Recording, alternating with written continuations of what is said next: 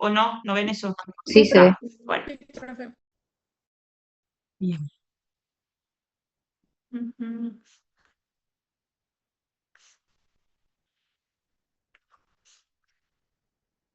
Bueno, de cocos positivos, espérenme que vamos viendo. Clasificación, ¿se acuerdan cómo dentro de los cocos positivos, qué familias tenían? Estáfilo y estrepto. Sí, ¿para qué hice? Ay, qué viveza.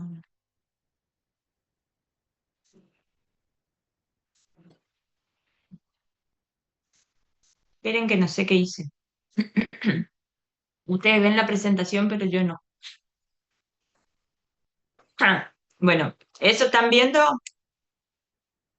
Bueno, eh, la cuestión acá es, tengan en cuenta que teníamos dos familias, los estáfilos y los estreptos, ¿sí? ¿Cómo los diferenciábamos a los dos? A ver si Por tengo. catalasa, que por la Ok, con la agrupación. prueba de la... Ah, con la prueba, dentro de esto teníamos los eh, estafilococos y los estreptococos. Los enterococos los metíamos acá dentro de los estreptococos, ¿sí? Para diferenciar los estafilos de los estreptos, lo que hacíamos es la prueba de la catalasa, ¿sí? En donde el estáfilo era catalasa positivo y los estreptos con los enterococos, los negativos, ¿ah? Dentro de los estáfilos teníamos tres de importancia que nosotros estudiábamos, ¿sí? El aureus, el epidermidis y el saprophyticus. ¿Cómo los podíamos diferenciar entre ellos? ¿Qué prueba de identificación teníamos que hacer? La prueba de la coagulasa. Coagulasa. Y la coagulasa era positiva para el Staphylococcus aureus, ¿m? Y negativa Pasó? ¿Qué para pasó? los otros dos. Ah, es que no ¿Ah? sé qué pasó con el audio, bro. Me dejó andar el ¿Se está escuchando tu audio? parlantecito. Ayer hizo prrrr. Y Para, pasando sopa vamos a ahí, ver quién papi. está hablando. Espera, ¿quién está hablando ahí? Que apague su audio.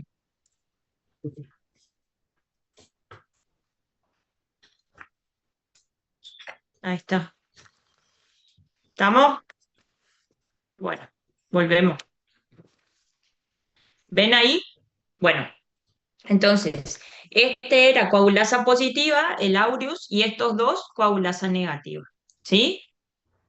Bien, dentro de los estafilococcus aureus, acuérdense qué tipo de patologías podían causar. Dentro de este teníamos, bueno, diferentes infecciones a nivel de piel, ¿sí? O infecciones que podían ser endógenas, en donde él podía generar bacteriemia, ¿sí? Y tengan en cuenta de que el estafilococcus aureus es microbiota transitoria de la piel, ¿está? Generalmente también, ¿qué otro tipo de infecciones se podía producir por el aureus? Porque eran importantes en personal de salud, porque al ser microbiota de la piel, ¿sí? Transitoria, podía transmitirse a través del mal lavado de manos a los alimentos y a través de los alimentos generar el ingreso, ¿no? Y así poder infectar bueno, a otras personas. Epidermidis, infecciones asociadas de forma intrahospitalaria, y el saprophyticus, acuérdense que aparece en infecciones urinarias. ¿Tá? Bien, dentro de las enfermedades superficiales que están producidas por Staphylo aureus, teníamos forunculitis, forúnculo, antrax, impetio, mastitis, hidradenitis. Y superficiales, celulitis, bueno, dentro, siguen las superficiales, fascitis necrotizante, síndrome de piel escaldada, síndrome de shock tóxico, abscesos, ¿sí? Y dentro de la profunda podía producir neumonía, bacteriemias, endocarditis, ¿sí? Infecciones o intoxicaciones alimentarias, ¿ah? Y infecciones urinarias también. Bien, ¿cuáles eran los factores de virulencia del Staphylococcus aureus? La toxina exfoliativa, las enterotoxinas que producían las intoxicaciones alimentarias y la toxina del shock tóxico que produce el síndrome de shock tóxico.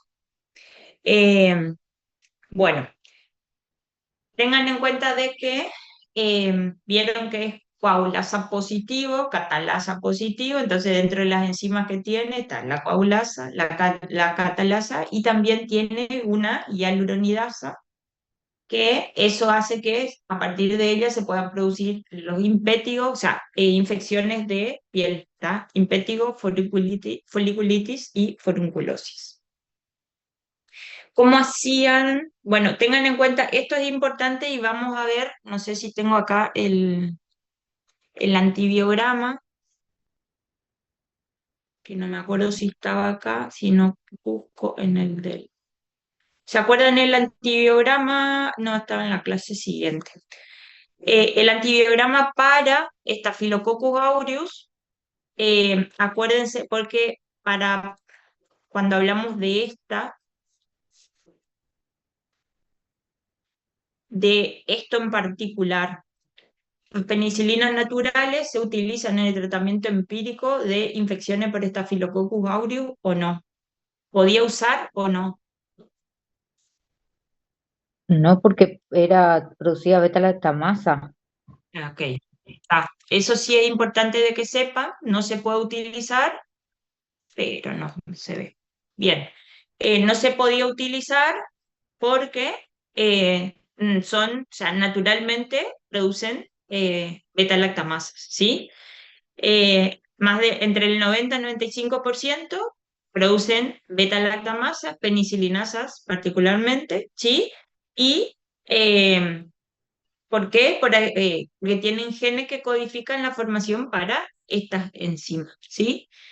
Eh, bueno, pero eh, entonces, si tienen esa beta-lactamasa, nosotros normalmente lo que podemos hacer es agregarle un inhibidor y funciona, ¿está? Esperen que voy a ver si puedo vincular la otra, porque quiero que veamos para ver esto, meticilino resistencia, ¿sí? Tengan en cuenta que mientras, esperen, voy compartiendo la otra y mientras vamos charlando. Eh, Voy a buscar en la escritorio. Wow. Eh,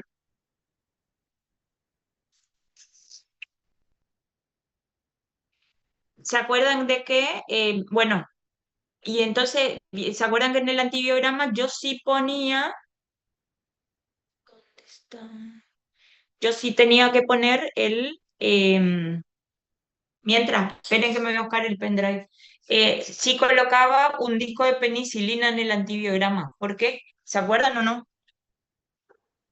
Porque el 5% no era resistente a la penicilina, entonces se ponía por las dudas. Perfecto, bien, bien.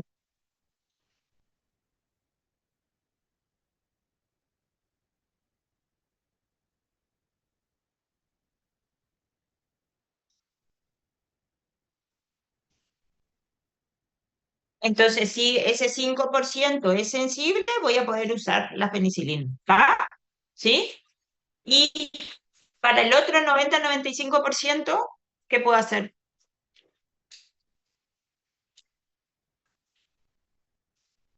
Agregarle un inhibidor, ¿no es cierto? Si yo le agrego el inhibidor inhibe la beta-lactamasa y el beta-lactámico puede ingresar tranquilo, ¿está? Pero si el microorganismo genera una meticilino resistencia, este,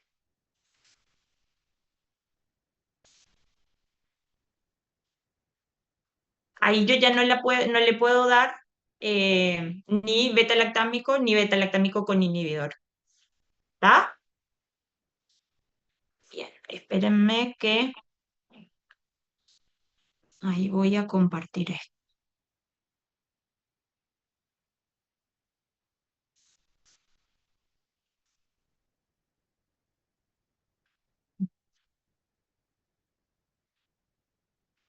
Bien, espérenme, ahí comparto la otra. Un poco desordenado esto.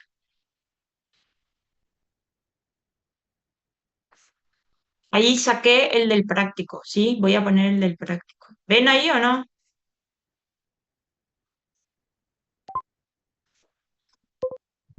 ¿Eh?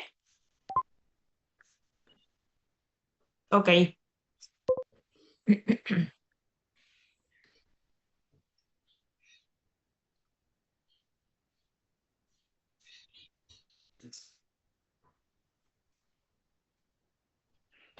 Profe, creí que tiene que compartir de novo. No, no, no va ¿No? a carregar. Bueno, listo.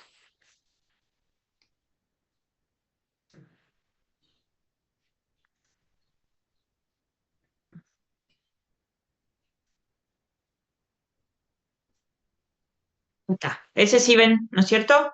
Sí, Ahora sí. profe, ahora sí. Bien. ¿Ven pantalla completa? Sí. Bueno, bueno. Fíjense, este era el antibiograma que era para el Staphylococcus aureus, ¿está? Siempre coloco la penicilina, yo sé que el 90-95% es resistente por esa beta-lactamasa que tiene, pero hay un 5% que no lo tiene. Entonces, por las dudas, si están dentro de ese 5 o 10%, ¿está? Coloco porque es posibilidad terapéutica si es sensible. ¿Qué es lo que pasa? Como habíamos dicho, que si tienen esas penicilinasas o beta-lactamasa, yo podía colocar un inhibidor. ¿Por qué? Porque el inhibidor bloquea la enzima esta y deja que el beta-lactámico ingrese.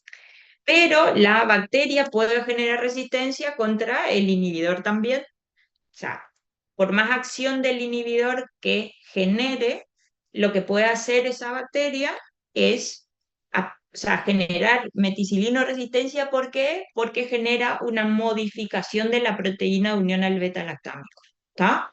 Entonces, ahí, por más que yo tenga el inhibidor va a bloquear la beta-lactamasa, pero el beta-lactámico cuando entra se encuentra de que se modificó la proteína a la que se une ese eh, beta-lactámico y no lo va a dejar actuar, ¿está? Entonces, ahí eso yo lo puedo ver en el antibiograma colocando un disco de oxacilina. Si la oxacilina me da resistente, quiere decir que hay modificación de la proteína de unión a la penicilina y por ende tampoco voy a poder usar beta-lactámico con inhibidor. ¿Está? Eso es meticilino resistencia. Entonces, ¿cómo puedo observar meticilino resistencia en un Staphylococcus aureus? Colocando un disco de oxacilina que me dé resistente. ¿Ok? ¿Estamos? Bueno, llegué hasta ahí. Esa opción terapéutica ya no voy a tener más. Entonces, opción terapéutica para estáfilo teníamos eritromicina y clindamicina. La eritromicina es un macrólido, la clindamicina es una lincosamida. ¿Ah? Acá lo que vamos a ver es, quiero adelantarme un cachito, pero para que vean las siglas de cómo se llama, así se llama el, la resistencia que vamos a ver acá. MLS van a ver o MLSB. ¿Por qué? La M es de macrólido, que la eritromicina es un macrólido, la L de lincosamida, ¿sí? La S de estreptogramina. ¿Qué es lo que pasa acá? Si aparece este mecanismo de resistencia, no voy a poder usar ni macrólidos, ni lincosamida, ni lincosamida, y tampoco esto se extiende a también las estreptograminas B. ¿Tá? Entonces, ¿cómo se puede presentar este mecanismo de resistencia? Tiene diferentes fenotipos, se puede presentar de diferentes formas, ¿sí? Uno es el fenotipo sensible, que ahí no tengo ningún problema porque me da sensible eritro, sensible clinda, puedo usar cualquiera de los dos. ¿Está? El fenotipo constitutivo es cuando las dos me dan resistente. Me da resistente eritromicina y me da resistente clindamicina. ¿Qué es constitutivo? Constitutivamente, la bacteria genéticamente, ya de por sí, genera resistencia contra los dos antibióticos. ¿Está? Entonces no puedo usar ninguno de ellos. ¿Vamos? Pero tampoco la estreptogramina B. ¿Está? Fenotipo M. M viene de macrólido, en donde en ese lo que hay es resistencia al macrólido. Lo que se observa es una resistencia a la eritromicina, pero una sensibilidad a la clindamicina. Entonces, ¿qué puedo hacer ahí? Uso clindamicina porque me da sensible. ¿Sí? ¿Cuál es el inconveniente o qué cosa tengo que observar bien acá? Es un fenotipo que se llama fenotipo inducible. ¿Qué es esto? Fíjense que la eritromicina me va a dar resistente, pero la clindamicina parece que me da sensible, pero realmente no es así. Ahora les cuento por qué. ¿Qué es inducible? Eso quiere decir que si yo le doy la clindamicina al paciente, la bacteria tiene la capacidad de inducir genotípicamente, o sea, a nivel de su ADN, modificación para generar la resistencia a la clindamicina. O sea, la presencia del antibiótico induce a que la bacteria genere esa resistencia, la genera y la clindamicina no me va a servir como terapéutica. ¿Cómo yo puedo observar eso? A través del antibiograma, le voy a usar ahí a la eritromicina cerca de la clindamicina para que ella me estimule en la bacteria la inducción y que yo pueda observar en el antibiograma esa inducción que ella produce. ¿Sí? Esa inducción o ese fenómeno inducible yo lo voy a poder ver con esto que se llama DTs. ¿Está? En el DT yo tengo que poner la eritromicina y la clindamicina a una determinada distancia. O sea, acá la distancia que tiene que haber entre los dos es 1,5 centímetros. ¿Sí? Fíjense que acá la eritromicina me da resistente y la clindamicina genera este halo gigante, ¿está? En donde no hay crecimiento de bacterias. ¿Qué quiere decir? Que por ese halo gigante ahí la clindamicina es sensible, ¿está? Pero esto es como el fenotipo M, en donde eritro es resistente, clindamicina sensible, ¿sí? Acá puedo usar la clindamicina sin ningún problema. ¿Qué es lo que pasa? Hay veces que la eritromicina me da resistente, pero la clindamicina parece que, fíjense que como que tiene un halo grande que genera, ¿sí? Pero no completa el círculo, ¿está? Es como que se genera esto, ¿sí? Como una pared entre la eritro y la clindamicina. ¿Por qué? Esto hace que si la bacteria tiene o sea, genéticamente se puede generar inducción en ella para que el antibiótico no funcione, lo puedo observar acá en el antibiograma. Si genera esta pared, ¿sí? O esta aparición de crecimiento acá entre eritro y clindamicina, eso genera esto acá, que es como una pared, ¿está? Si uno continúa esa pared más el resto de la circunferencia que tengo, forma como una letra D, ¿está?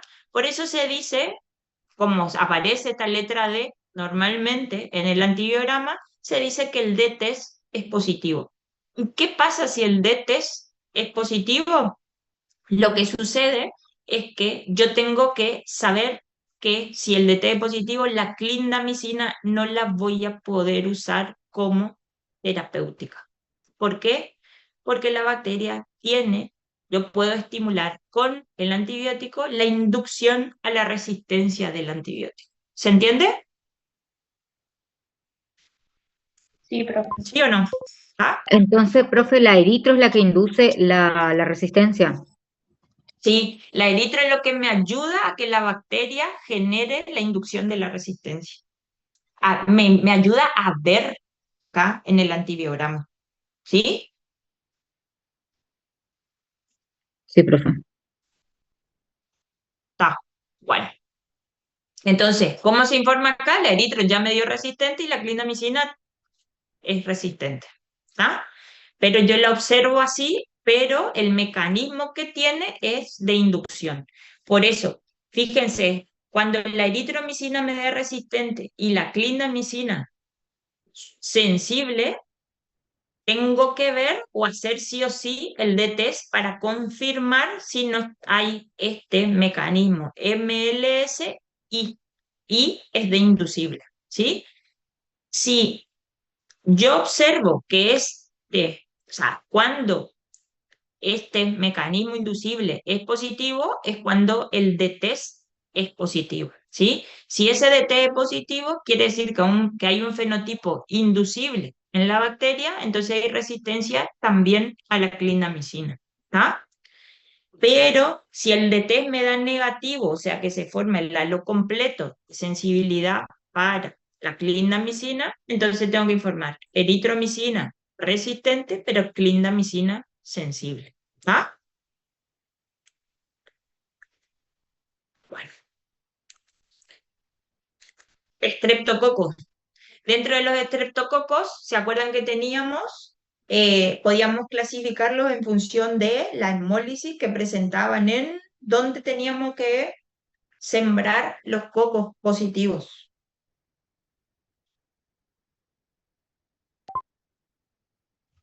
A ver, sangre. A ver, ¿tá? Como tiene sangre, lo que me va a permitir es ver si hay hemólisis. ¿Tá? Los estreptococos tienen la particularidad de presentar, algunos presentan hemólisis y la hemólisis puede ser completa, incompleta y otros que no presentan hemólisis, ¿sí? Dentro de los de hemólisis completa teníamos los beta hemolíticos, ¿sí? Hemólisis parcial o incompleta, en donde teníamos los alfa hemolíticos, y los que son no hemolíticos eran los enterococos. ¿Está? ¿Sí? En antibiograma, importante, en general los estreptococos son sensibles todos a penicilina. ¿Sí? Sí tener en cuenta dentro de los beta hemolíticos, si son alérgicos los pacientes, probar eritroclindamicina, que pueden ser opciones terapéuticas, ¿sí? El que me da sensible puedo usar como opción terapéutica. En general, para los estreptococos puedo usar penicilina, ¿está? Bien. Ahora, para los alfa hemolíticos en particular, cuando hay patologías que son graves, como meningitis o neumonía, ahí lo que hago es colocar un disco de oxacilina en el antibiograma. Porque cuando son patologías graves, hay veces que, eh, dependiendo de la sensibilidad que tenga la oxacilina, puedo usar o no penicilina, ¿sí? A ver, si es sensible, sí puedo usar penicilina. Si es resistente, no puedo usar penicilina, ¿sí? Pero hay veces que esta oxacilina me da con una sensibilidad intermedia. ¿Qué quiere decir? No es sensible, pero tampoco es resistente, ¿tá? En esos casos, para evitar usar otra cosa, lo que tengo que hacer es, a ver si salía esto. ¿Sí? Concentración inhibitoria mínima. Lo que tengo que saber es exactamente qué concentración de antibiótico tengo que darle al paciente para que realmente mate al microorganismo, ¿sí? Entonces, sí o sí tengo que hacer SIM porque ahí tengo que ver qué concentración realmente de antibiótico tengo que administrar al paciente, ¿ah? Según sea. Esto en patologías graves, ¿sí? En las que no son patologías, o sea, en meningitis y neumonía. En las que no son patologías graves, no puedo usar solo penicilina sin ningún problema. Si son resistentes, lo que tengo que hacer es puedo administrar o céfalo de tercera, o rifampicina, o vancomicina como tratamiento. Bien, esto, enterococos. ¿Se acuerdan que en los enterococos, dentro, que estos eran los gamma hemolíticos, o no hemolíticos, o ahemolíticos, como quieran ustedes? En donde dentro de la proidentificación que nosotros hacíamos para él, lo que teníamos es una bilis esculina, pero ¿se acuerdan que para los dos era positivo? Entonces, de la forma que nosotros podíamos diferenciarlos a ellos era a través de el disco de ampicilina que poníamos en el antibiograma. El disco de ampicilina, si me daba sensible, era para el faecalis, y si me daba resistente, era para el faecio. ¿Tá? Bueno, para el faecalis, estas son las posibles opciones terapéuticas, ¿sí? Tengan en cuenta que la ampicilina yo pongo solo para identificar qué microorganismo es, pero no sirve como opción terapéutica. ¿Tá? En faecalis pongo esto como opciones terapéuticas, el que me da sensible lo puedo usar, ¿sí? Y sí quiero hacer una aclaración acá en Faecium. Faecium en particular, lo que tiene es que tiene una resistencia natural a los aminoglucósidos, pero aminoglucósidos de baja carga. Entonces, eh, ¿por qué uso aminoglucósidos acá? Porque estos aminoglucósidos, la verdad, son de alta carga. Los de alta carga son opción terapéutica para el paciente. El problema es que los aminoglucósidos no pueden actuar solitos acá. Sí o sí necesito a alguien que me rompa la pared para que puedan actuar los aminoglucósidos.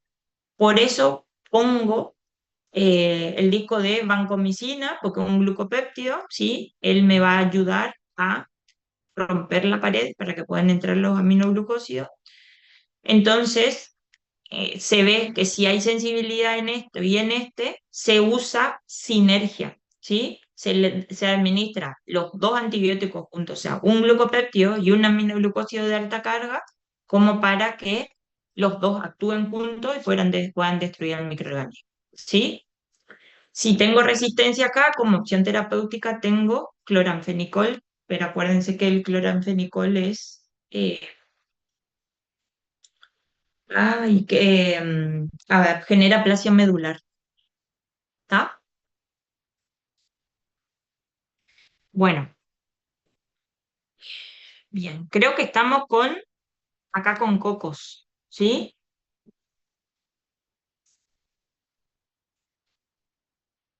Bueno, pero, ¿quién me están hablando? Ok, vamos con, ahora, quiero este. Esperen que voy a cerrar este.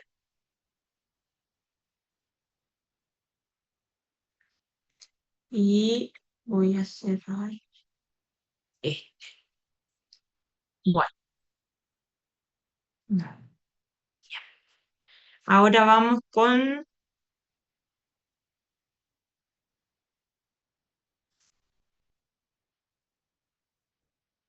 ¿con qué quieren seguir? Enterobacterias. eh,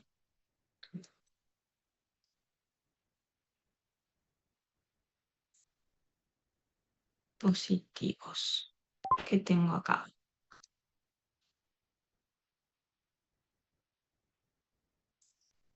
Ok. Espérame que...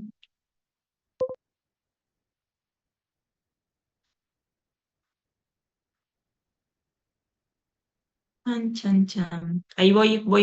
Estoy buscando...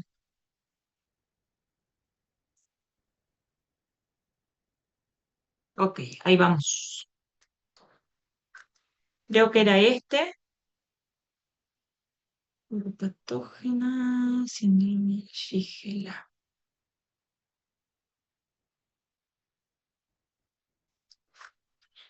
Espera.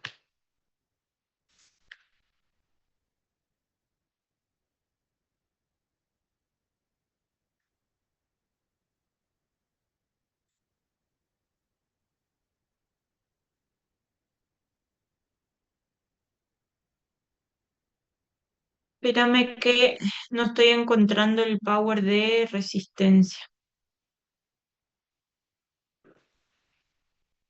Mm, mm, mm.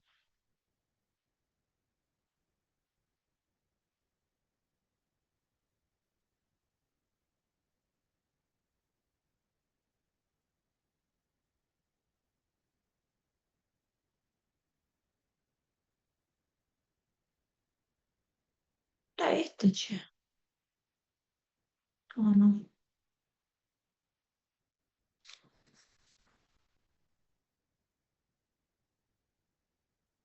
Porque tengo, era el de mecanismo eh, de fisiopatogenicidad, fisiopatogenia. Mm, ok, creo que estaba ubicada, pero a ver si es este.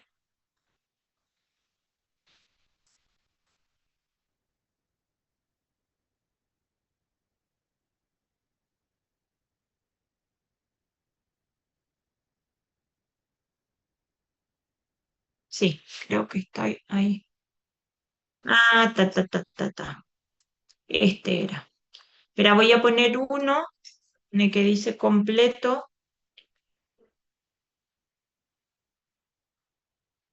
Sí, ta. Ahí me ubiqué. Dame un ratito. Mm, Bien. Voy a poner este que dice, este que está acá, que es completo. Mira,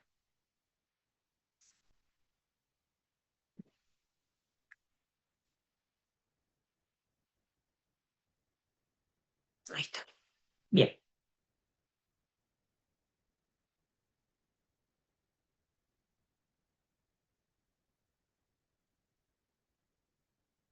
Bueno, bien. No den bolilla ahí lo que dice sala 5 y demás. No te preocupes porque no me acuerdo cómo nombré el power individual y este un power completo de donde yo desglosé para el que di en la clase. ¿Ah? Bien, acá dentro de los mecanismos de resistencia, ¿ven ahí, no es cierto?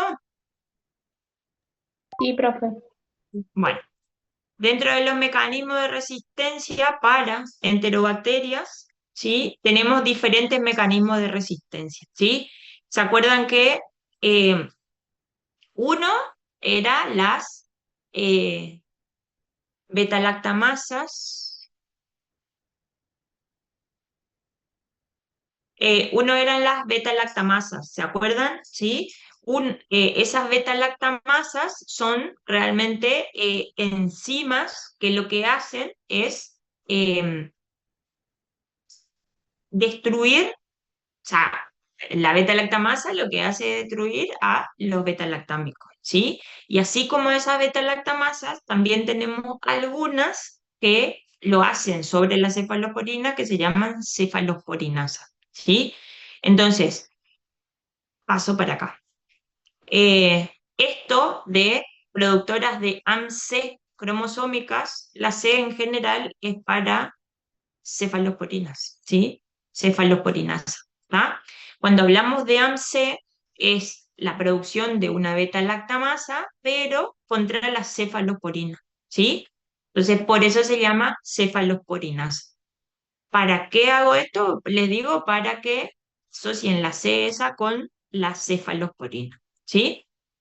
Bueno, ¿quiénes son las enterobacterias que producen ese AMC? Hay unas cuantas, ¿sí? Tacitrobacter, Freundi, Enterobacter cloacae, la Serratia, la Morganella, ¿sí? En general, eh, bien, lo que pasa, bueno, a ver, hay veces que todas las cepas de una misma especie pueden ser resistentes a un antibiótico. Cuando todas son resistentes a un antibiótico, ahí se habla de resistencia natural, ¿tá? Pero cuando hay bacterias que normalmente no tienen resistencia natural, pero a medida que se van desarrollando y reproduciendo, empiezan a generar resistencia, a eso se le llama resistencia adquirida, ¿sí? Eh, pueden llegar, a ver, por ejemplo, el coli Shigella produce bajas concentraciones de resistencia natural. Entonces, en general no tiene resistencia natural a las cefalosporinas, pero eso no quiere que, no quita que genere la adquirida. ¿Está? Bueno, ¿cuál es la cuestión acá? Es que si tienen ese AMC, en general, eso como que amplía. A ver, ¿qué es lo que quiere decir eso? Que no puedo usar cefalo de primera, segunda o tercera generación, ¿sí? Sí puedo usar como tratamiento cefalosporina de cuarta generación y carbapenemes y otras familias de antibióticos, ¿ah? ¿Sí? Bien. Cuando eso es con respecto a AMC, ¿sí? Otro mecanismo de resistencia es de KPC, ¿sí? Y ese KPC, la KP es para la K de Klebsiella, P de neumonía, ¿está? Acá la cuestión es que no solo acá se amplía, cuando hablamos de KPC, se amplía también a los carbapenemes, ¿sí? O sea, no solo son para las beta-lactámicos, ni cefalosporina, no solo beta-lactámicos, no solo cefalosporina, sino que esto se amplía también para carbapenemes y también monobactam, ¿tá? Entonces, tengan en cuenta que el imipenem es un carbapenem y el astrionam es un monobactam. Entonces, ¿se indicaría tratamiento con estos? No, porque están dentro, o sea, si esa bacteria es productora de KPC, no está indicado el tratamiento con carbapenemes ni monobactam, ¿tá? Porque esas generan enzimas para destruir o inhibir la acción de esos antibióticos. ¿Qué opción terapéutica tenemos? Ceftazidima o avibactam, ¿tá? Profe, Sí, antes que avance, y en el anterior, el de AMC, entonces no se usa sí. cefalosporina de primera y segunda generación, pero sí desde tercera hasta los carbapenem. Primera, segunda y tercera, no. Cuarta, sí. O sea, como Ah, tratamiento puedes dar céfalo de cuarta, ok. Y ¿tá? carbapenemes. Y carbapenemes. Ok. ¿Ves? Ahí sí todavía poder, o sea, si bien esta tiene una cefalosporinasa, la cefalosporinasa como que bloquea la acción de las cefalosporinas hasta las de tercera generación. Ya la de cuarta no. Por eso, no, como no afecta a la cefalo de cuarta, las podés usar como tratamiento. ¿Se entiende?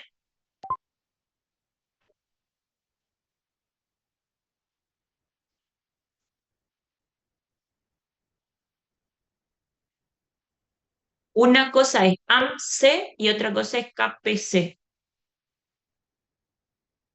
¿Se entiende?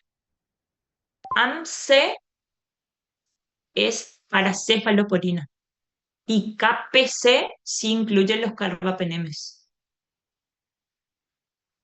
¿Está? ¿Sí? Fíjate, esto que vos estás viendo ahí es para AMC.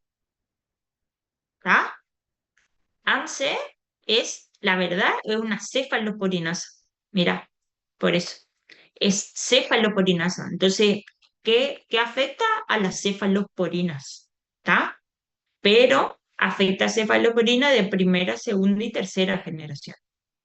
A las de cuarta generación no afecta, por eso le puedo dar como alternativa terapéutica una cefalosporina de cuarta generación. ¿Tá? Y también los que le siguen, digamos, los carbapenem voy a poder usar y otra familia de antibióticos. ¿Tá? Pero cuando hablamos de KPC, casi el problema es que no solo todos los anteriores, sino que acá ya incluimos también los carbapenemes, ¿sí? Y bien los motonobactames. ¿Se entiende? Tá. Es como que o sea, a medida que van apareciendo las otras, voy ampliando el espectro de antibióticos que no puedo ir usando, ¿sí? Voy agregando otros grupitos, ¿tá?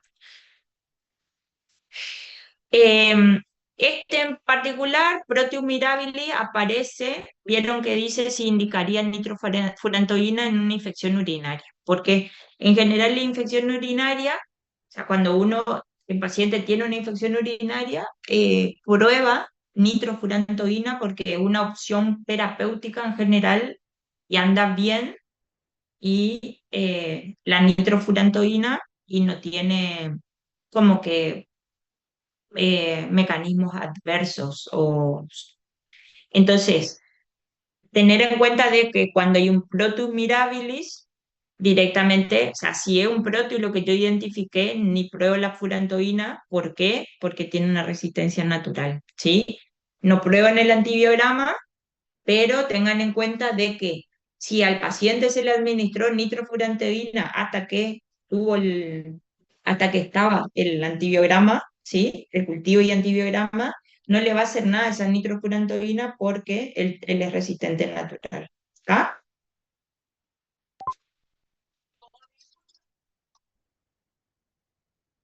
Sí, puede funcionar para que la Escherichia, sí, que es la más común, digamos, en ambulatorio, que aparezcan infecciones urinarias, ¿sí?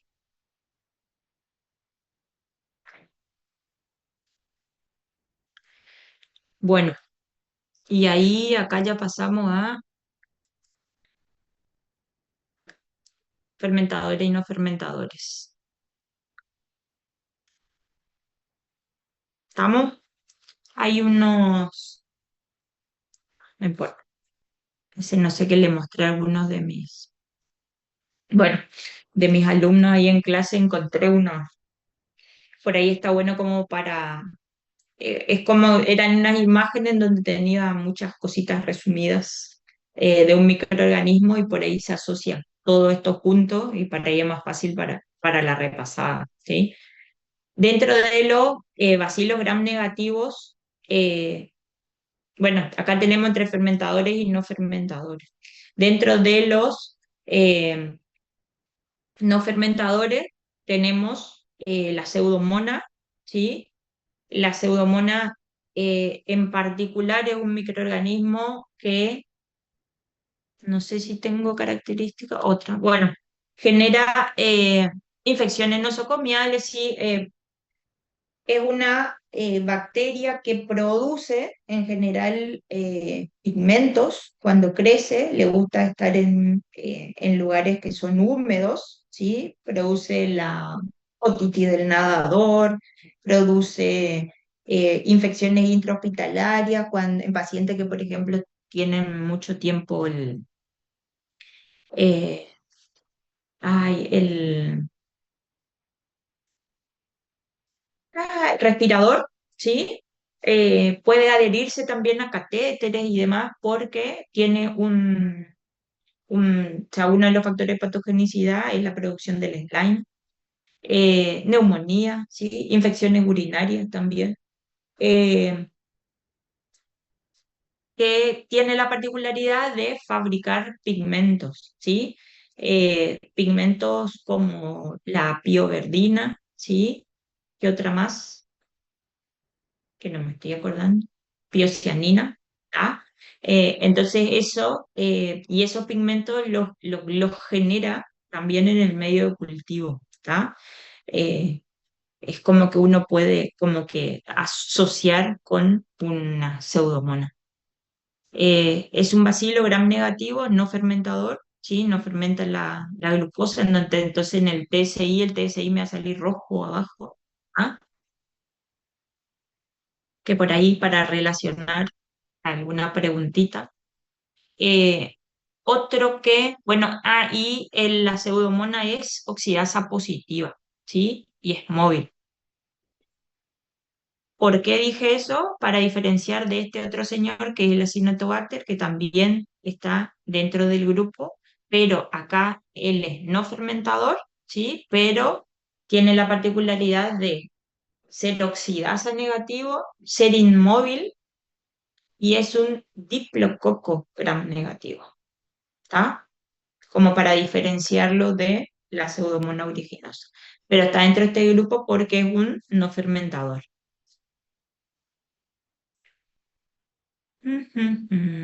Bueno, eh, la urcordelia, acuérdense que está muy relacionada a un microorganismo que aparece mucho en infecciones, bueno, en pacientes que generan o tienen fibrosis quística, una patología que no tiene cura, ¿sí?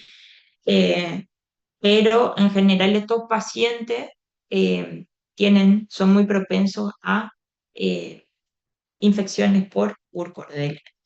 Sí, lo que pasa es que la Burcordelia es un microorganismo bastante resistente, tiene mucha multiresistencia eh, por ende la presencia de Burcordelia cepacia en pacientes con fibrosis quística genera un pronóstico desfavorable, es pronóstico desfavorable.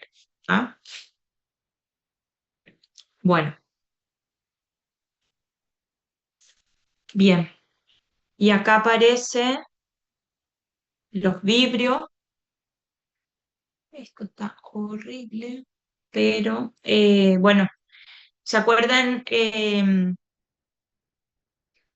Acá corté. Bien, vibrio. ¿Se acuerdan de cómo se produce la infección por cólera? ¿Qué es lo que produce el cólera normalmente? Diarrea. Una diarrea acuosa, solo acuosa,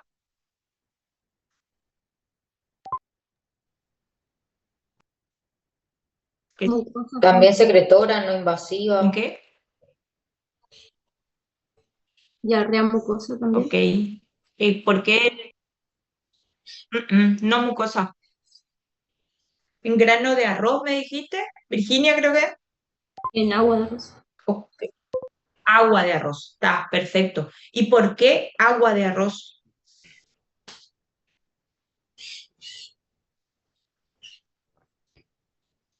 ¿Por qué tiene ese color blanquecino?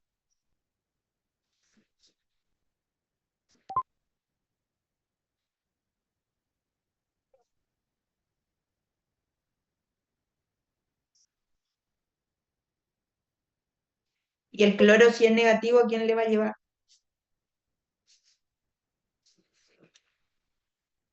Le va a arrastrar con él. Bicarbonato también, ¿Tiene pues. positivo? Sodio. Sí, sodio y potasio. Sí, por eso el agua de arroz, que es el color parece como que agua de arroz es blanquecino por la cantidad de sal que genera.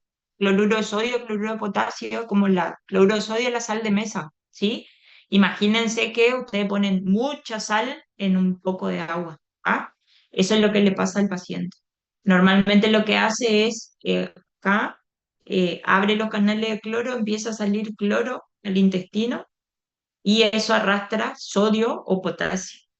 El problema es que esa alta concentración de soluto de sal termina arrastrando agua. Por eso eh, se dice que la diarrea es en agua de arroz, pero por la alta concentración de electrolitos que salen. ¿Sí? Y otra cosa es que, bueno, por eso la reposición es de no solo de agua, sino que también de electrolitos. ¿Está? ¿Y qué otra cosa les iba a decir? Me tilde, para que no me acuerdo qué era todo. Otra cosa que se puede llegar a perder es bicarbonato y eso puede llegar a generar una acidosis metabólica en el paciente. ¿Tá? Bien. ¿Qué otra cosa tiene acá?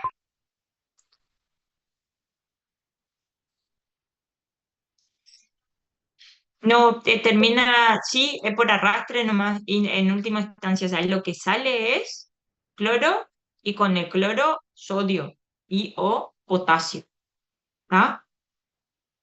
Eso sí, pero no, el bicarbonato después termina, puede llegar a salir también otro ion, porque el bicarbonato es negativo también, pues. Entonces puede llegar a salir y porque se va modificando el pH.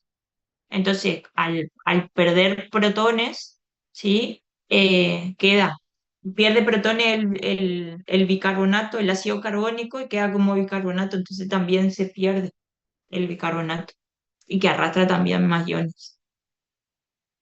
Bien, por eso el tratamiento de reposición hidroelectrolítica, ¿sí? Y va a depender del volumen de pérdida del paciente, eso es lo que hay que tratar de reponer. ¿Ah? Eh, bueno. ¿Qué características tiene el microorganismo? Es un bacilo gram negativo curvo, que es oxidasa positivo, móvil, y bueno, se puede cultivar en agua peptonada, y bueno, y un medio que se llama TCBS, que es un medio específico y enriquecido para que pueda eh, crecer ahí el vibrio. ¿Ah? Eh,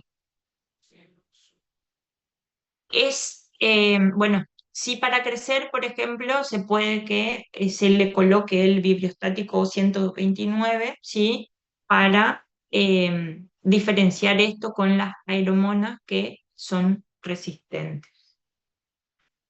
Y dentro de las aeromonas, las de especies más significativas, teníamos la hidrófila, la veroni y la caviae.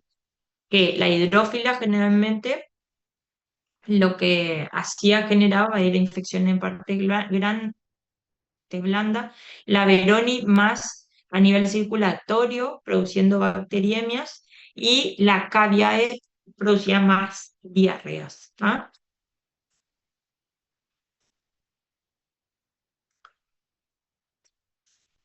Yersinia pestis. ¿Qué es lo que provocaba la Yersinia pestis?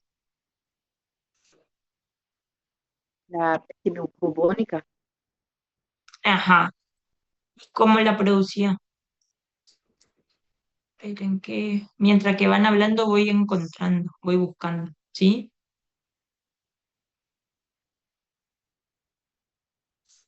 ¿Quién transmitía? ¿A través de qué? Las pulgas de las ratas contaminadas. Bien, las pulgas de la rata que contamina. ¿Y cómo ingresaba? Ahí está.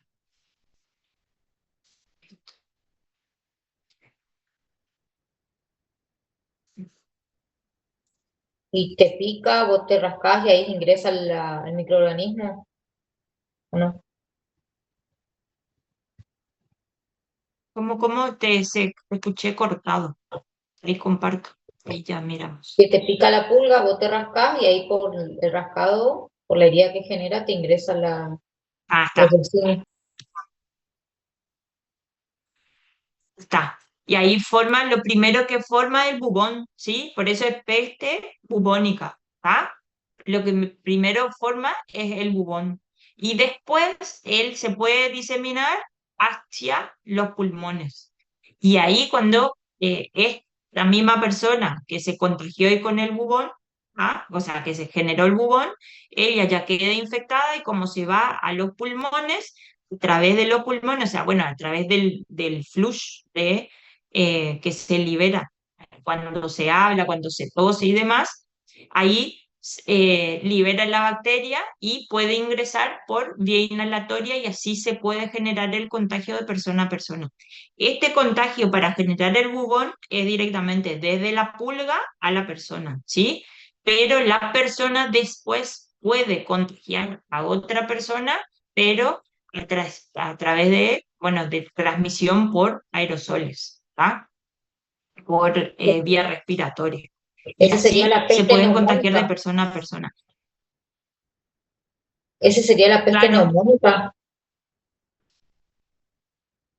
y esa sería la peste negra, digamos, porque la transmisión era a través de las vías respiratorias.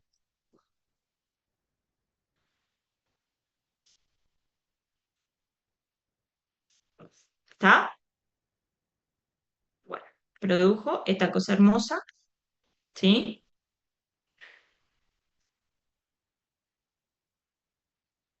¿Viste? La neumónica o septicémica puede ser, o sea, tiene puede surgir como presentación primaria, ¿sí? Pero también puede ser resultado de propagación hematógena de la enfermedad bubónica, ¿está? Bueno, y esto es lo que yo le había contado, le había agregado esto de resistencia natural intrínseca y adquirida. O sea, la intrínseca o natural es la que ya la tienen las bacterias de por sí y ya nacen de esa forma y que toda la especie la tiene, y la adquirida, bueno, la pueden adquirir a medida que van evolucionando, van creciendo.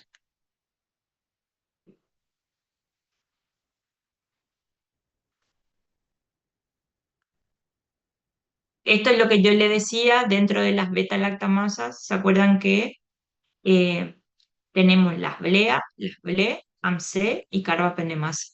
Estas son las por enzimas, digamos, ¿sí? Que esto es lo que habíamos visto. Bien, espérenme. Bueno,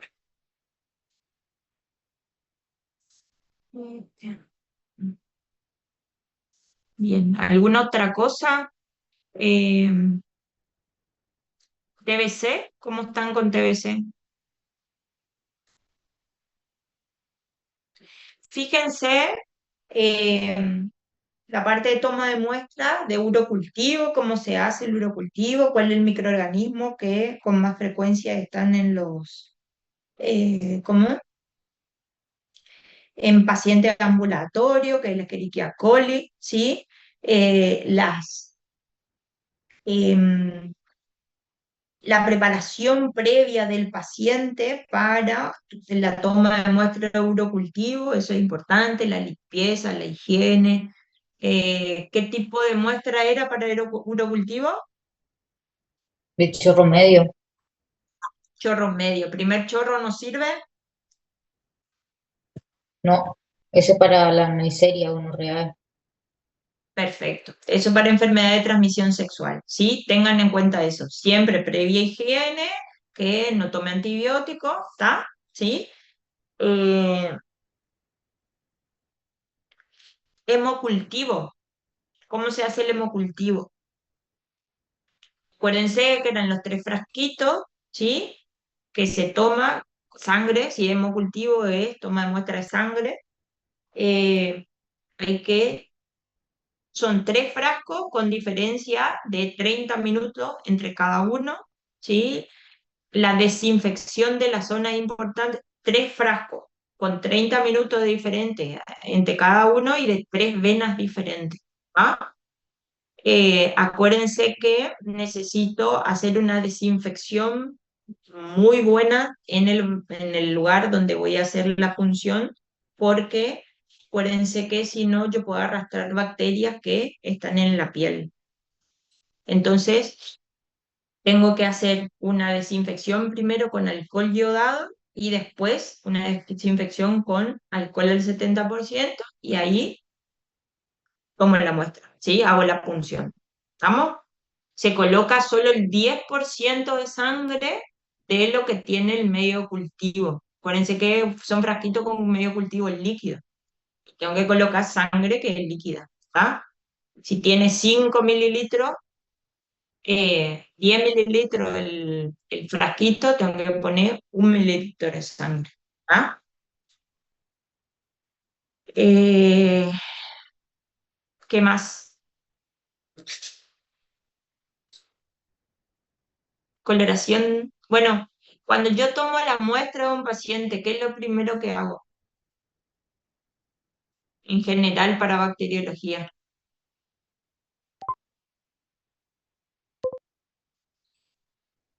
Ok, lo primero que hago es la coloración de Gram. ¿Qué me permite ver la coloración de Gram? La estructura de la pared, la distribución, eh, ¿cómo se llama? Si es positivo o negativo, la forma de la bacteria. Bien, ¿está? Y si es positivo o negativo, eso me dijiste que depende de la estructura de la pared, ¿sí? Sí, ¿Todas las bacterias se pueden colorear con Gram? no. Después tenés la bacilo ácido alcohol resistente, que eso no se colorean con Gram. Ujú. ¿Qué otra más? Bueno, y el coco negativo que no toma el primer colorante, toma el segundo colorante. Pero los negativos sí los puedo ver, o sea, los positivos y los negativos en Gram sí los puedo ver, ¿ah? Ah, y después las espiroquetas que tampoco se tiñen con No se colorante tiñen ultra, con Gram, ok. no, ¿Y cómo las puedo ver? por inmunofluorescencia de campo oscuro. En campo puro, inmunofluorescencia, ¿tá? ¿Qué otra cosa no se puede ver en el Gram? Micobacterias. Micobacterias, ¿ah? Esa tampoco, ¿por qué? Porque no tienen pared celular, tienen solo la Sí. membrana. Bien, ah. Me dijiste bacilo ácido alcohol resistente que no los puedo ver. ¿Cómo? ¿Y hay alguna otra cosa? ¿O de qué forma puedo identificarlos a eso? Con 100 Nielsen. Nielsen. Por otra coloración que es sin Nielsen, ¿está? ¿Sí? ¿Y cómo yo puedo? ¿Qué bacilo ácido alcohol resistente en general? Esa vimos nosotros. El de la tuberculosis y el de la lepra, las micobacterias. Bien. Para tuberculosis, qué muestra, en qué muestra voy a poder hacer esa coloración de Nielsen? En el esputo, lavado broncoalveolar, esputo seriado, Ok. ¿Y cómo se llama la determinación que yo le voy a pedir al paciente?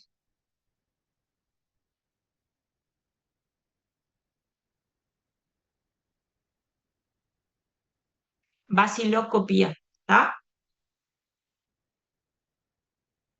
Después de esa coloración, si esa coloración me da positiva, ¿qué me indica eso? Si la vaciloscopía a mí me da positiva, que ya puede empezar el tratamiento empírico. bien, puedo empezar el tratamiento empírico. ¿Qué pasa si la vaciloscopía me da negativo? ¿Considero negativo para el paciente? ¿Es diagnóstico la vaciloscopía? No, pero no, ahí no empezás el tratamiento empírico, esperás que venga. Ok.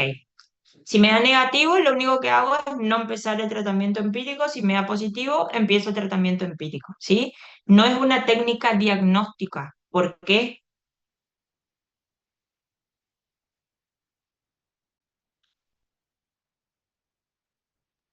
Porque es Porque si me da negativo, perdón, te porque es escucho. operador dependiente. Es operador dependiente, ¿sí? Hay que saber hacerlo. Y la otra es, dependo de cómo toma la muestra mi paciente. Si es puto, ¿sí? Y entonces, hay otros factores que no dependen por más operador dependiente que sea, ¿tá? ¿Qué es lo que pasa? Hay veces que la carga bacilífera, así se dice, o sea, la carga, la cantidad de bacilo que tiene el paciente es muy bajita, entonces puede de que yo no la pueda ver en la coloración en la baciloscopía, ¿ah? Entonces, si es positiva, empiezo tratamiento, ¿sí? Si es negativa, le dejo nomás al paciente que se vaya y que aumente la cantidad de bacilo. No. ¿Qué espero? ¿Qué otra cosa le tengo que hacer al paciente también? Siempre.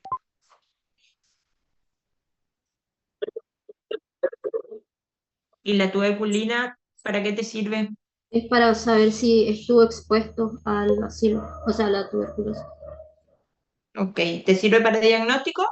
No, no, solo para seguimiento. Puede ser. En general es para ver que si estuvo en contacto, pues si estuviste en contacto, pero ¿qué factor negativo tiene eso? O sea, ponele que a mí me da positivo y me indica que yo estuve en contacto. ¿Eso implica que tengo una posible tuberculosis o no?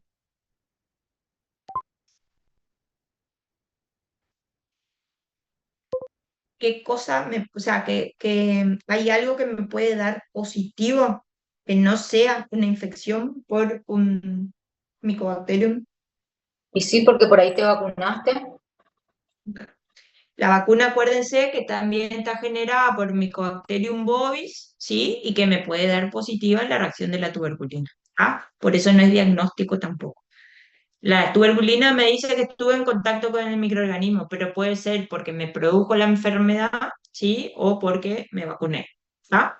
¿Se entiende? Bueno, entonces tampoco es diagnóstico. Entonces, ¿qué sí me sirve como diagnóstico, sí o sí? Cultivo. ¿Y por qué no le hago cultivo directamente y me evito hacer todas esas otras Dado tiempo. Porque tarda mucho determinaciones? tiempo. ¿Eh? Tarda mucho tiempo. ¿Cuánto es mucho tiempo? 3 semanas. ¿Cuánto es mucho Cuatro, tiempo? 3 semanas, 4 semanas. O meses era. Meses, 3 meses era, meses, 3, 4 meses, sí. Ah, está. 3 meses, ¿sí? Entonces, lo que pasa es que tengo que esperar 3 meses, ¿ah? De una u otra manera, siempre se hace cultivo. ¿Por qué siempre hago cultivo? Porque además te sirve para hacer el antibiograma. Entonces vos esperás los dos juntos. El Bien, cultivo con me el sirve. antibiograma. Ah, además de eso, me permite hacer identificación de especie, ¿está? Para saber cuál es la especie que está generando la tuberculosis en mi paciente. Porque puede ser Mycobacterium bovis, Mycobacterium leprae, Mycobacterium tuberculosis, Mycobacterium, ¿está? ¿Sí? Entonces, para saber qué especie me está generando esa tuberculosis en el paciente. ¿Estamos? ¿Sí? Entonces, me sirve. Sí o sí tengo que hacer en el paciente baciloscopía y cultivo y, bueno, a partir del cultivo se hace identificación de especie y el antibiograma. ¿Está? ¿Sí? Entonces, ¿para qué me va a servir la baciloscopía? Para ver la cantidad de bacilos que hay. Ajá.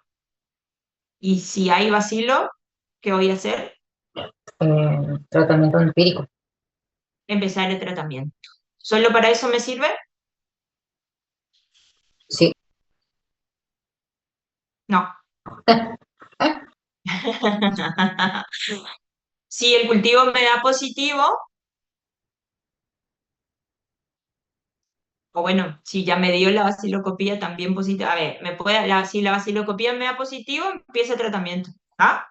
¿Y por qué yo informo una cruz, dos cruces, tres cruces y no le pongo positivo o negativo nomás a la Porque es la baciloscopía? cantidad de bacilos que se ven por campo estudiado. Ujú. Y si yo veo uno, ya es positivo. ¿Por qué te informo Estima el una grado do cruz, dos? contágio.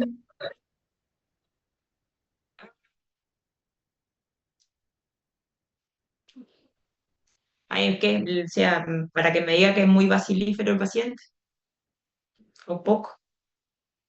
Yo empiezo el tratamiento, ¿para qué empiezo el tratamiento en el paciente?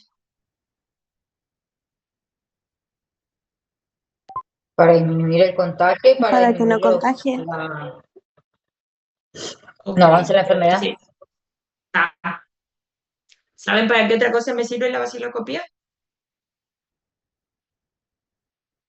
Para ir controlando el tratamiento, porque se supone que tiene que negativizar la baciloscopía del paciente. ¿Está? Entonces yo le hice la vaciloscopía al paciente, si me da positiva yo empiezo el tratamiento, lo mismo espero cultivo y antibiograma, ¿ah? Pero lo que voy haciendo es cada 3 meses otra vaciloscopía para controlar cómo va el tratamiento del paciente, ¿ah? Por eso yo informo con una cruz, 2 cruces, 3 cruces. Si el paciente al principio fue 3 cruces, se supone que tienen que ir bajando esas cruces, ¿tá? A medida que yo le voy dando el tratamiento. ¿Tá? ¿Estamos? ¿Sí? Entonces me sirve como control de tratamiento también. Em, Tratamiento. ¿Cuál es el problema del tratamiento? ¿Cuánto tiempo de tratamiento se hacía el paciente? 6 meses mínimo. Y es muy hepatotóxico, por eso hay que hacerle hepatograma al paciente antes de empezar. Bien, eso tengan en cuenta que siempre hay que hacerle al principio como para ver cómo está el hígado del paciente, ¿sí? Y después, a medida que va tomando la medicación, haciendo el tratamiento. ¿Cuáles eran los hepatotóxicos?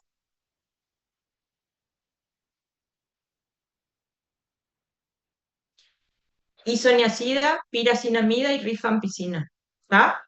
Esos son los 3 hepatotóxicos. ¿Estamos? Y son los principales. ¿Estamos? ¿Puedes repetir de vuelta cuáles eran? Isoniazida, Piracinamida y rifampicina.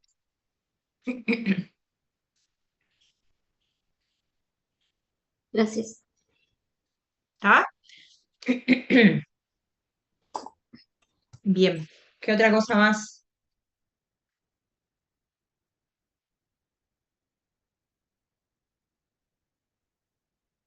¿Alguna otra cosa?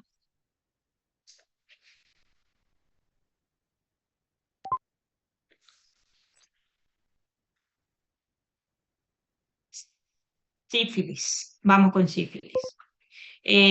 Sífilis. Tengan en cuenta ahí los diferentes estadios de la enfermedad. ¿Sí? Primaria, secundaria y terciaria. ¿Está? Primaria, ¿cómo se veía cómo yo sabía, cómo podía sospechar una sífilis primaria en un paciente? Por el chancro. Ok, ¿qué característica tenía ese chancro? Y indurable, Indoloro. Ujú.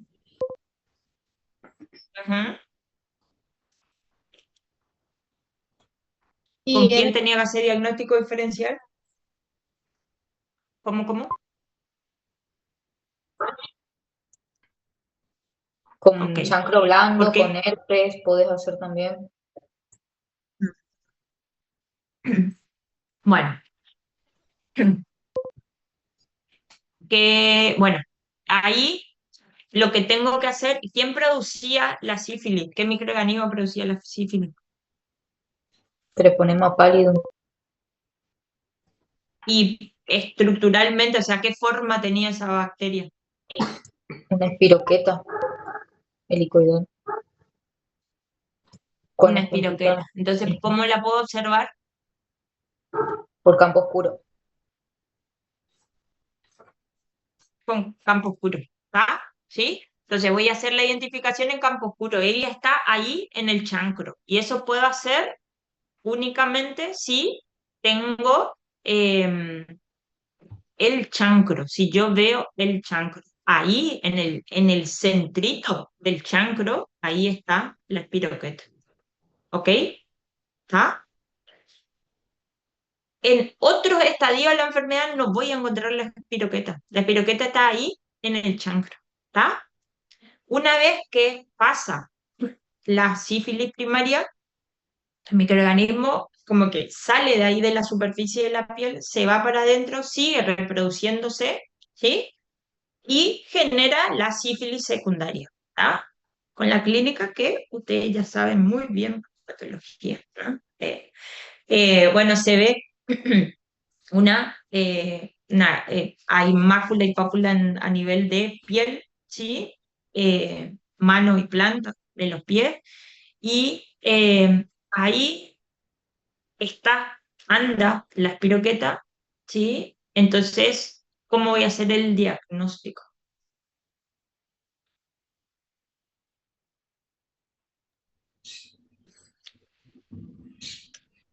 Sífilis secundaria, ¿ah?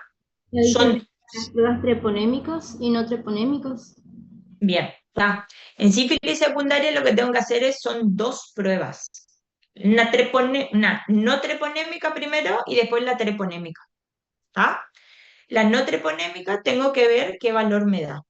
Si me da, ¿qué es lo que la no treponémica era la BDRL? ¿Tá? Esa BDRL lo que identifica son cardiolipinas. ¿Tá? Cardiolipinas que están en la superficie del microorganismo. ¿Tá?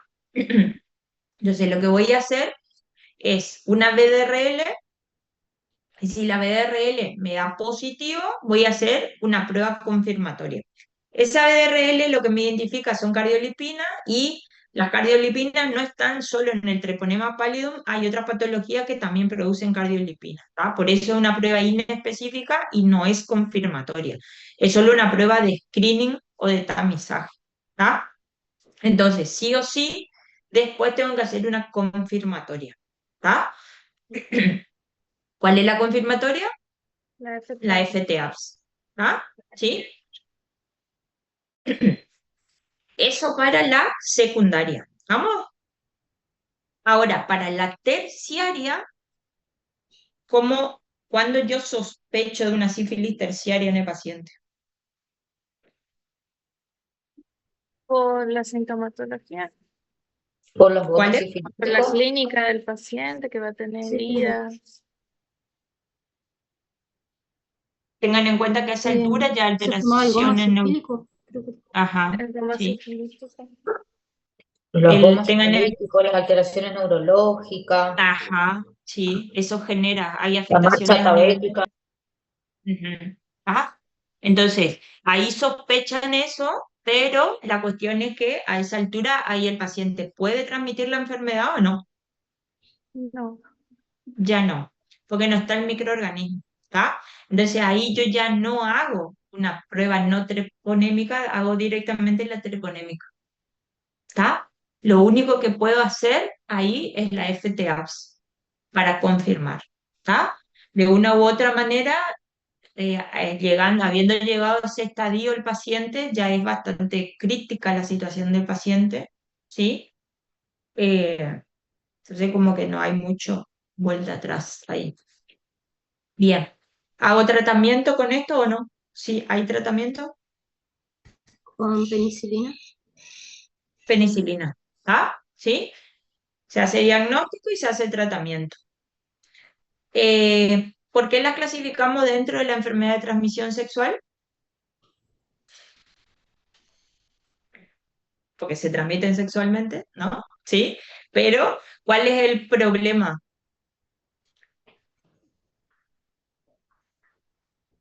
La embarazada, Que también ¿tá? eso. ¿Sí? La embarazada que transmite al bebé, ¿sí?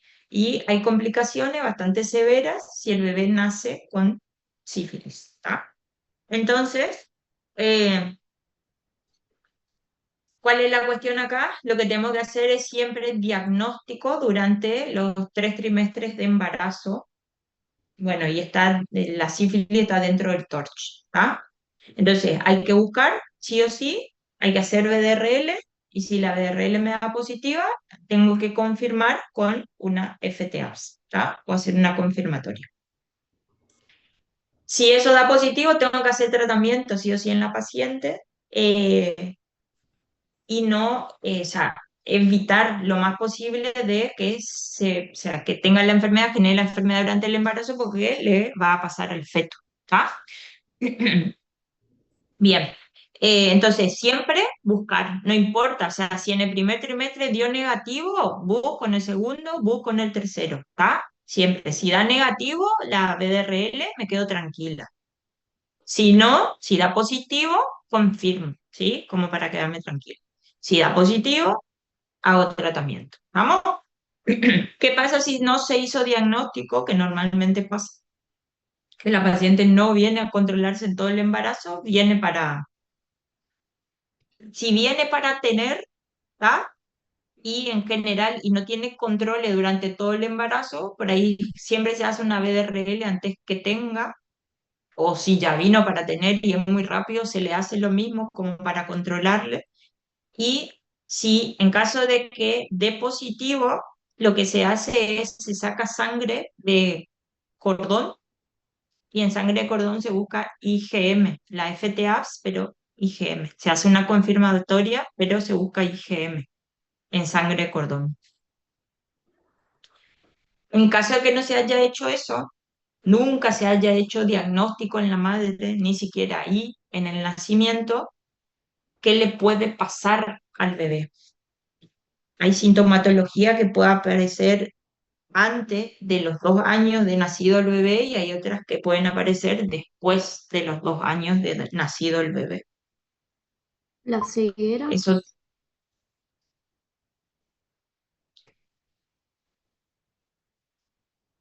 lo, enoja de sable, ujú. Eso es a partir de los 2 años. ¿Está? Y Antes puede producir malformaciones craneales, ictericia, hepatoesplenomegalia, ajá, hidrocefalia, ¿tá? Eh, esas complicaciones pueden llegar a aparecer antes de los 2 años, ¿tá? Después de los 2 años, además de esas que dijeron, puede generar convulsiones, también pueden producirse, alteración a nivel de los nervios craneales, ¿tá?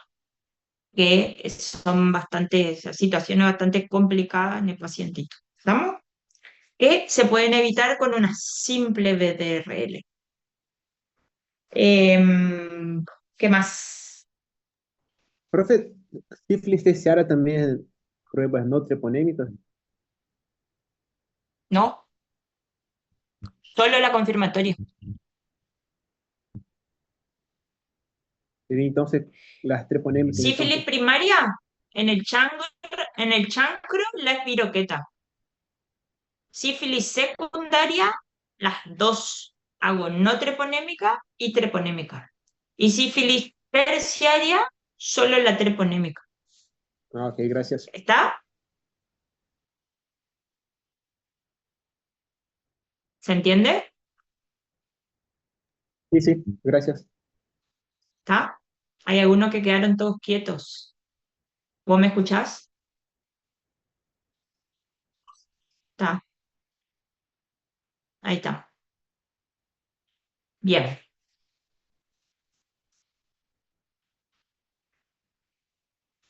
Espérenme. ¿Algo más?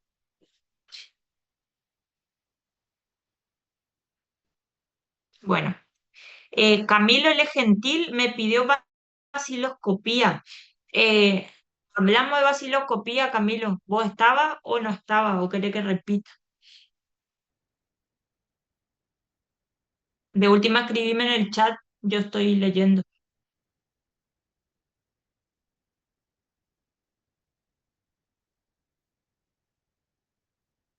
¿Cómo? No estoy entendiendo lo que me está preguntando.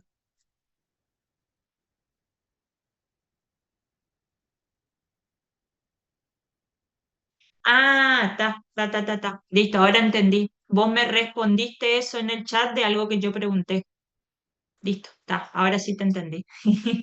Está, vale, gracias. Bueno, bien. Eh, ¿Qué otra cosa importante?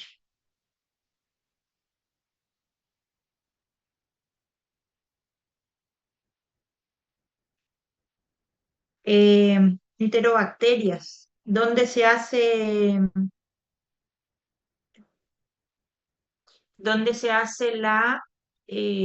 bueno, podemos ver la otra ETS también que teníamos, cosas importantes particulares así. Eh, Espérenme. Enterobacterias, ¿dónde hago el cultivo? Acuérdense que se hace en un maconque, ¿sí? Cualquier enterobacteria puedo cultivarla en un maconque. Y acuérdense que después tenía las pruebas de identificación para hacer, ¿está? esas pruebas de identificación me van a ayudar a clasificar o decir qué microorganismo es y en función de eso hacer el antibiograma. ¿Tá? Em, Tengan en cuenta de que por ahí hay algunos que son específicos, como por ejemplo Salmonella y Shigella, que tienen un medio particular que es el SS. ¿Tá? Ahí lo que pasa es que si yo estoy sospechando o Salmonella o Shigella, ellas van a crecer ahí. Si no son ni Salmonella ni Shigella, no van a crecer ahí. ¿Qué otra cosa decirles? Tener en cuenta que por qué puedo sembrar ahí. Salmonella era productora de ácido sulfídrico, entonces se veía la colonia transparente y el puntito negro, parecía un ojito de pescado, decía, ¿sí? Y lo otro que la shigella no es productora de sulfídrico, entonces me va a aparecer la colonia transparente nomás, ¿sí? Sin el ojito negro en el medio.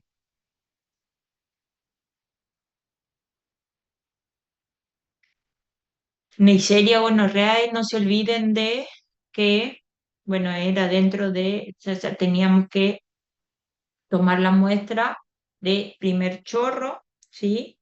O se podía hacer hisopado, ¿sí? Y el hisopo ese, ¿qué hisopo usábamos? De Dacron. De Dacron. De Dacron, sí. Hisopo de Dacron, no se olviden de eso, ¿sí? Sí o sí, hisopo de Dacron y tengan en cuenta que hay que hacer diagnóstico diferencial con otras como clamidia, ureaplasma, micoplasma, ¿sí? Acuérdense que en la mujer el hisopado se hace en fondo de saco, mentira, en el cuello del útero y no Endocervix. en fondo de saco, en endocervix, ¿tá?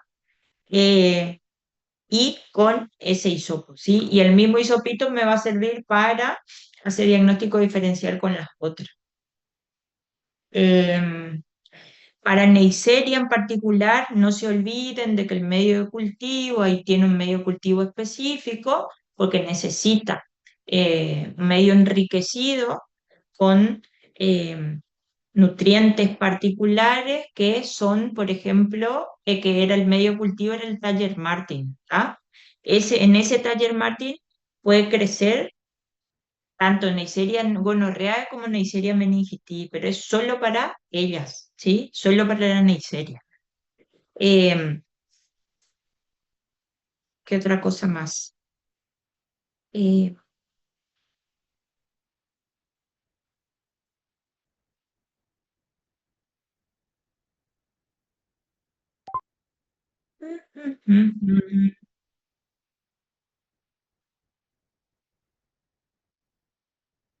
¿Cómo? De vuelta.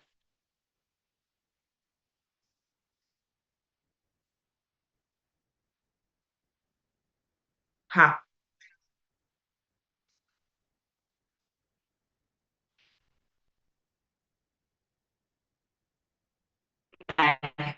Espérame que ahí voy a buscar. Dame un ratito. Ahí busco. Cierro esto.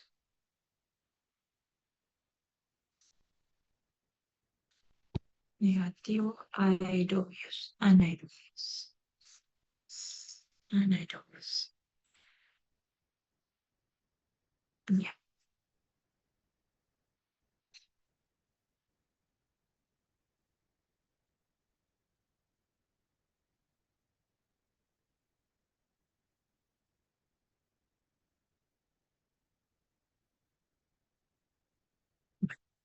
Ahí teníamos.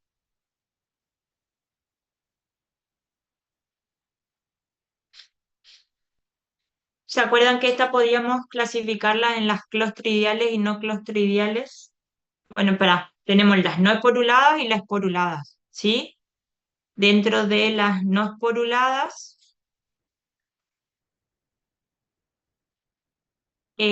estaban, eh, vimos características y dentro de la espolulada teníamos los clostridiales y las no clostridiales. Dentro de las clostridiales están todos los clostridium, ¿sí? Y después las no clostridiales, espera, que ahí está.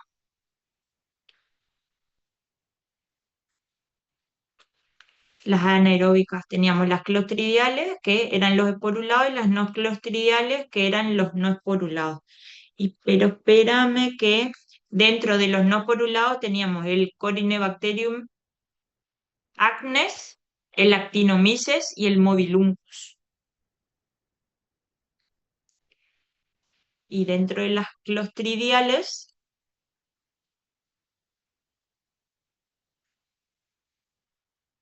teníamos todos los Clostridium, digo. Perfringes, botulinum, perfringes, tetani, difficile y el séptico. Acuérdense de cuál era la característica de la espora, ¿sí? Que era un mecanismo de resistencia, una forma de resistencia que tiene el microorganismo. Y, o sea, que lo que nosotros siempre hablamos normalmente de la forma vegetativa, ¿sí? Hay algunos, la mayoría, o sea, los que no son formadores de espora, se mantiene siempre la forma vegetativa. ¿Ah? Eh, Estos, los esporulados, lo que tienen es que forman esporas. Entonces, eso es como un mecanismo de resistencia de ellos para mantenerse viables. Si bien cuando son esporas no se multiplican, no se replican y demás, o sea, simplemente se mantienen a lo largo del tiempo hasta que las condiciones sean favorables, pasa a forma vegetativa y ahí se replica. ¿Ah? Entonces, la forma vegetativa sí, por eso se dice que es metabólicamente activa. Ella se reproduce, eh, se multiplica y puede generar infección. La forma de espora en general están en el exterior, ¿sí?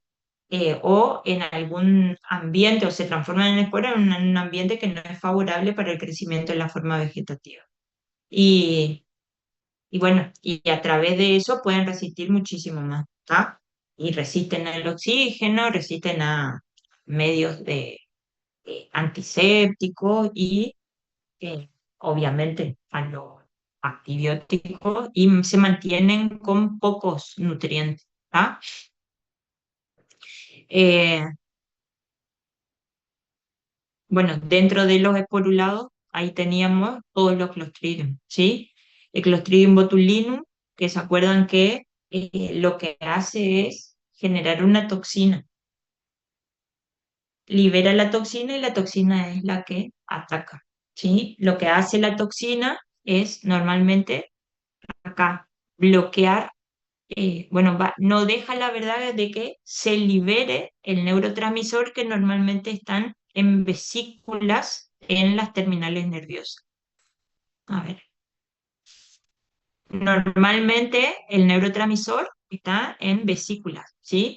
Cuando se estimula la salida del neurotransmisor, estas vesículas se acercan, la verdad se unen a receptores que tienen en la célula, generan, o sea, ahí en el nivel de la membrana, generan una interacción con estas proteínas que son los receptores, ¿sí? Interaccionan como para que ellas se unan a la membrana y liberen el neurotransmisor. ¿Qué es lo que hace la toxina? La toxina ingresa y lo que hace es, la verdad, es cortar, o sea, esas proteínas que se llaman SNAP, corta, rompe, y no está entera esa proteína, no pueden interaccionar con la vesícula y por ende no puede unirse a la membrana y no se puede liberar el transmisor. Entonces, lo que hacen realmente es bloquear la salida del neurotransmisor y por ende produce relajación del músculo, no, o sea, no permite que se produzca la contracción muscular. ¿Tá? Por eso produce la parálisis flácida en el paciente. ¿Cómo se puede transmitir esto? Fíjense, las conservas se contaminan con las esporas, que es la forma de resistencia, ¿sí?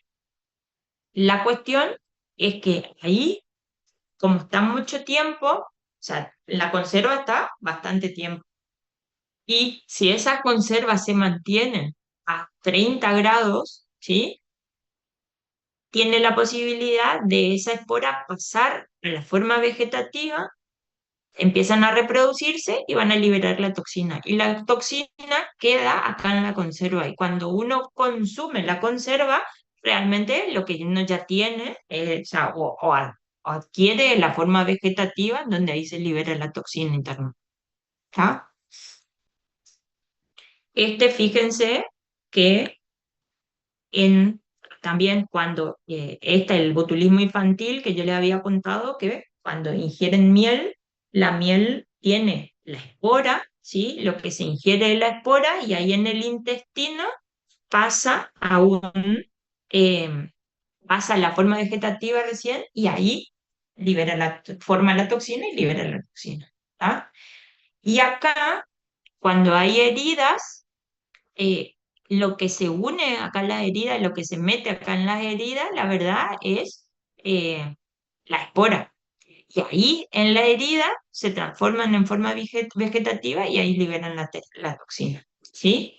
Y esas toxinas lo que hacen es después pasan a sangre y ahí interaccionan, ¿sí? Con el nervio, ¿sí? Con las terminaciones neuromusculares. Bueno, ¿qué más?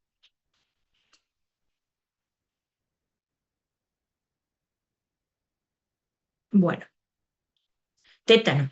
Tétano, fíjense que, ¿se acuerdan que era bacilo gram positivo que tenía la esporita en la punta, por eso parecía un palito de tambor? ¿Sí? Bacilo gram positivo delgado. Era delgadito, pero cuando formaba espora tenía el circulito ahí en la puntita del cuerpo. ¿Sí?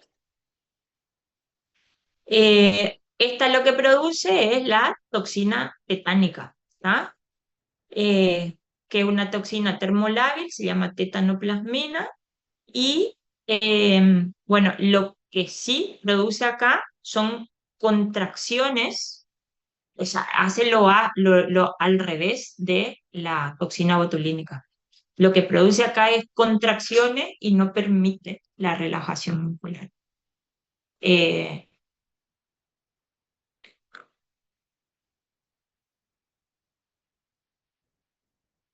Bien, estoy quedando sin parte. Bueno, ¿alguna otra cosita más? El difícil es un bacilo gram positivo, anaerobio también, es por un lado. Esto me habían preguntado qué significa y esto es antígeno en materia fecal. Normalmente lo que se hace es buscar eso y el antígeno que se busca es esto, que significa glutamato deshidrogenasa. ¿Sí? Esto sirve como screening, como tamizaje. ¿Tá? Y esto es lo que se busca generalmente en materia fecal y se hace relación directa con la infección por Clostridium difficile. Ah, bueno.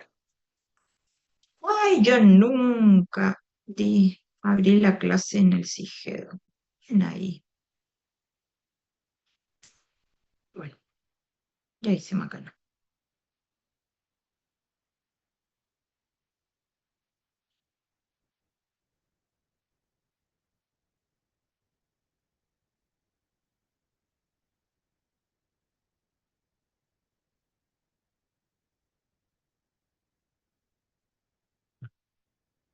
Bueno, 1, 4, 7, 10, 13, 16, 4, 7, 10, 13 y 16.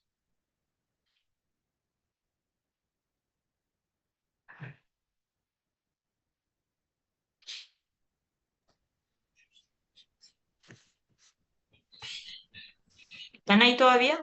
Ya se me fueron. Sí, Están sí. todos Ah, acá, profe. ¿eh? Bueno, voy a tomar asistencia y si quieren seguimos después y lo que quieren irse se van mientras que me dejen habilitado, yo no tengo problema. A Bowl, hola, Presente, profe. Alarcón, Presente, profe. dale. Alarcón Misael, ¿es Pres- eso vos o a Bowl? No, yo estoy Alarcón. Pero Abu está acá también, profe. Ah, sí, sí, sí, sí.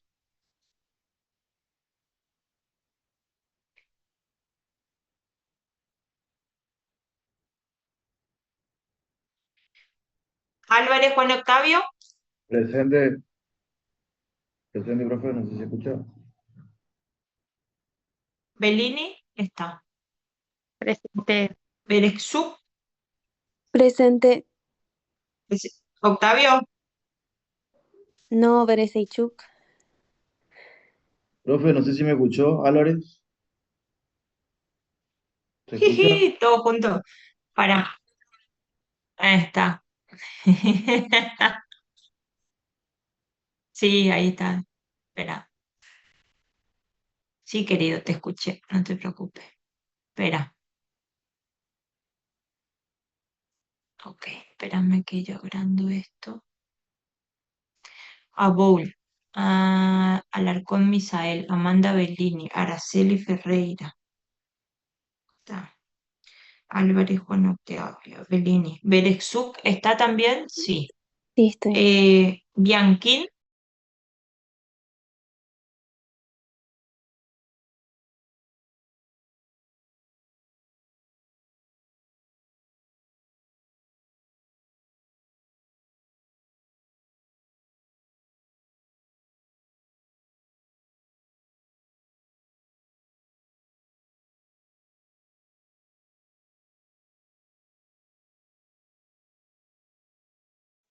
¿Se cortó todo?